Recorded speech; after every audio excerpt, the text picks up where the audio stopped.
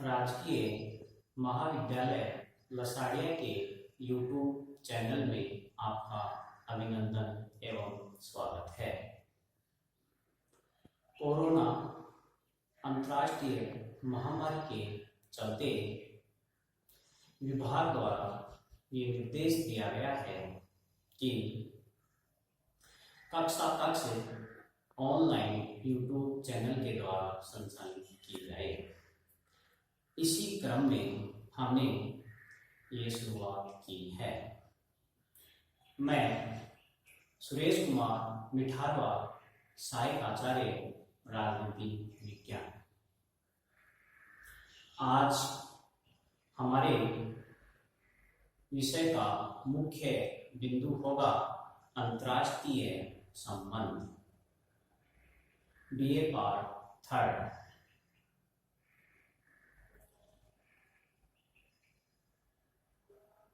राष्ट्रीय राजनीति के साथ साथ हम अंतर्राष्ट्रीय राजनीति का अध्ययन करेंगे। अंतर्राष्ट्रीय राजनीति का अर्थ है विश्व के विभिन्न राष्ट्रों के बीच पारस्परिक संबंध।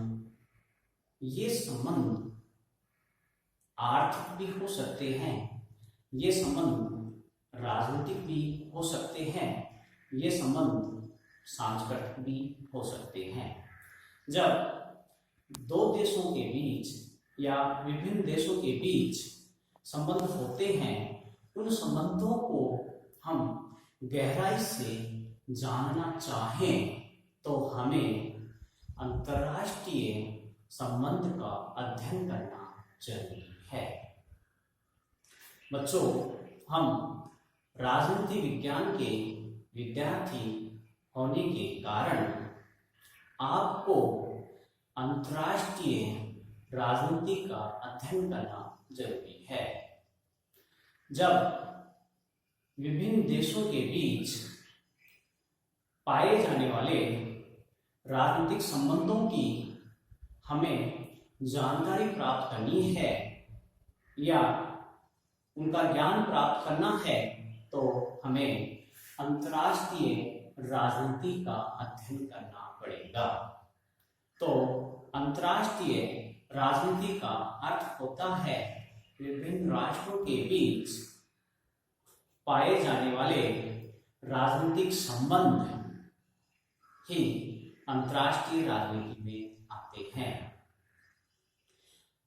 वैसे तो प्राचीन काल से ही अंतर्राष्ट्रीय राजनीति चली आ रही है, लेकिन एक स्वायत्त एवं स्वतंत्र विषय के रूप में अंतर्राष्ट्रीय राजनीति का उद्भव और विकास द्वितीय विश्व युद्ध के बाद माना जाता है।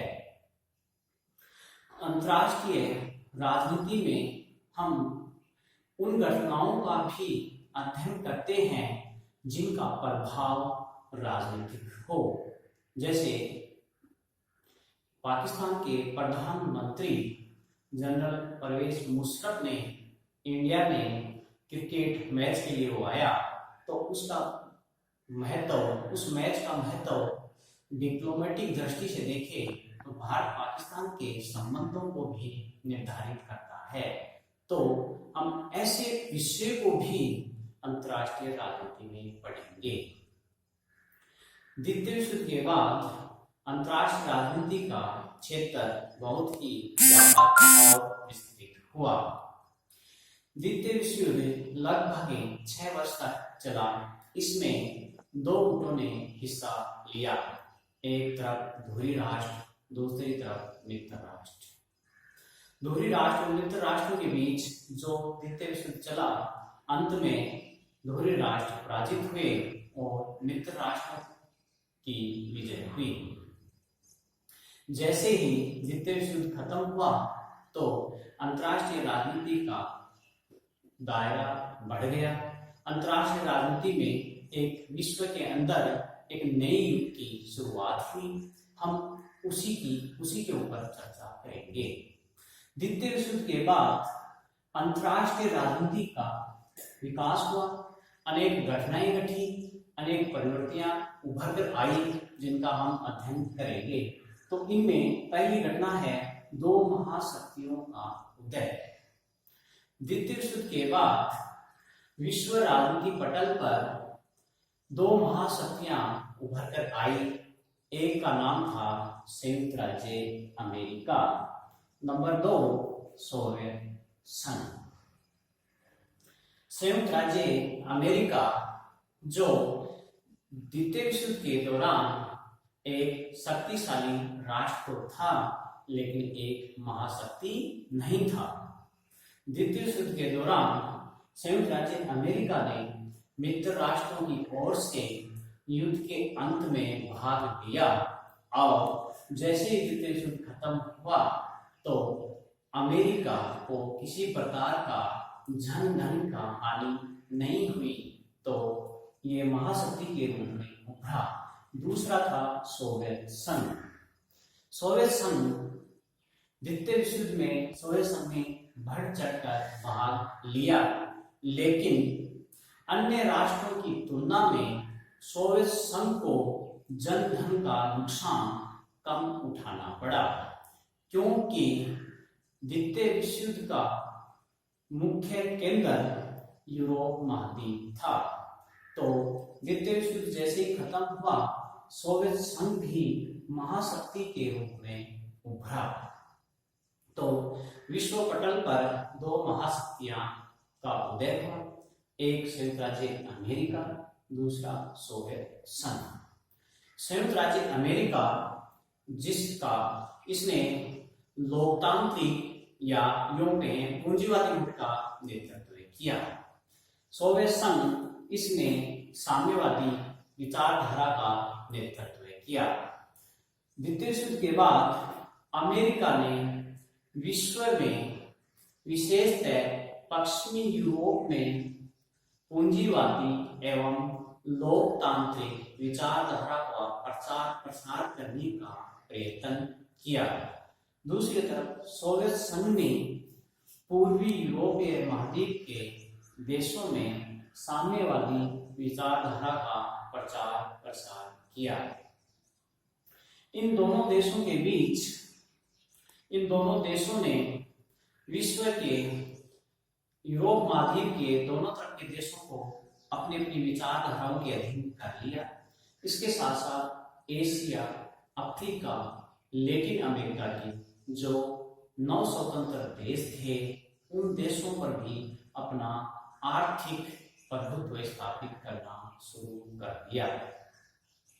द्वितीय विश्व युद्ध के दौरान ब्रिटेन, जर्मनी, फ्रांस, जापान जो महाशक्तियां थी, द्वितीय विश्व युद्ध के अंत तक उनकी हालात खराब हो गए।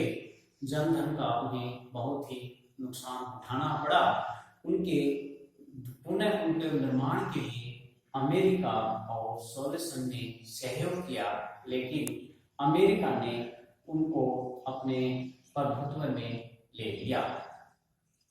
जैसे ही विश्व में दो ध्रुव स्थापित हुए, तो दोनों ध्रुवों के बीच वर्चस्व की लड़ाई शुरू हो गई।